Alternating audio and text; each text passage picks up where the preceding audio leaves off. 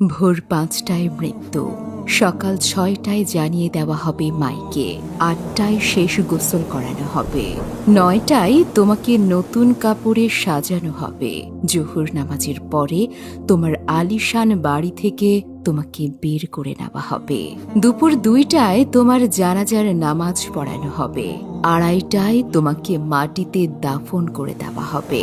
মাটি দেওয়া শেষে কেউ তোমার জন্য দোয়া করবে, আর কেউ চলে আসবে। এই তো তোমার জীবনের শেষ আয়োজন। তো কিসের এত অহংকার, কিসের এত ক্ষমতার দাপট? ক্ষমতা কারোর জন্য চিরস্থায়ী নয়। অন্যায়ভাবে কাউকে ঠকালে একদিন নিজেকেও ঠকতে হয়। কিছু লোককে অল্প সময়ের জন্য বোকা বানানো যায়, কিন্তু দীর্ঘমেয়াদে বোকা বানানো যায় না। স্বাধীনতা অর্জনের চেয়ে রক্ষা করা কঠিন। বহু বিজয়, বহু আনন্দ, বহু গর্ব অহংকার আমরা দেখেছি, আবার অল্প সময়ের ব্যবধানে তা হারিয়ে যেতেও দেখেছি। ভোরের সূর্যোদয়ে যে পৃথিবী আলোকিত হয়, সন্ধ্যার সূর্যাস্তে তা আবারও অন্ধকারে ডুবে যায়। অসত্য দিয়ে সত্যকে বেশি দিন ঢেকে রাখা যায় না, সত্যই জিতে যায়, তবে একটু দেরিতে। প্রকৃতি বড়ই নির্মম।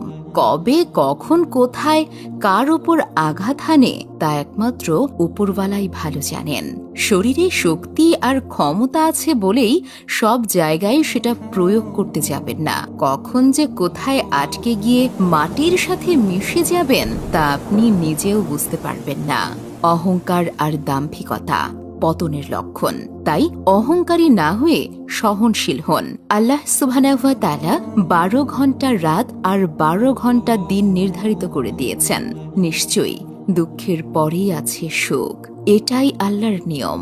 নয়তো সুখের আনন্দ কিভাবে বুঝবেন? মনে রাখবেন, আপনার চেয়ে বড় বড় পালোয়ান, বড় বড় নেতা এই পৃথিবীতে পরিস্থিতির বেড়াজালে আটকে পড়ে ধ্বংস হয়ে গেছে।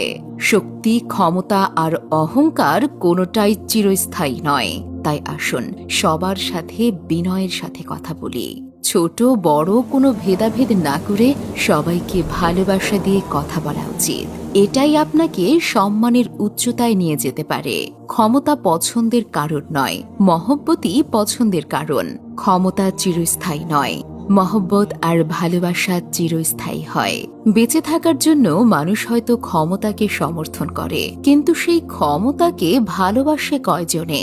ক্ষমতা, দল, মতের ঊর্ধ্বে আপনি বেঁচে থাকুন মানুষের মহব্বতের মানুষ হয়ে। ক্ষণস্থায়ী দুনিয়ায় কেউই চিরস্থায়ী নয়। এজন্য ভুলে যেতে হবে সব রঙিন স্বপ্ন, ফিরে আসতে হবে রবের দিকে। কারণ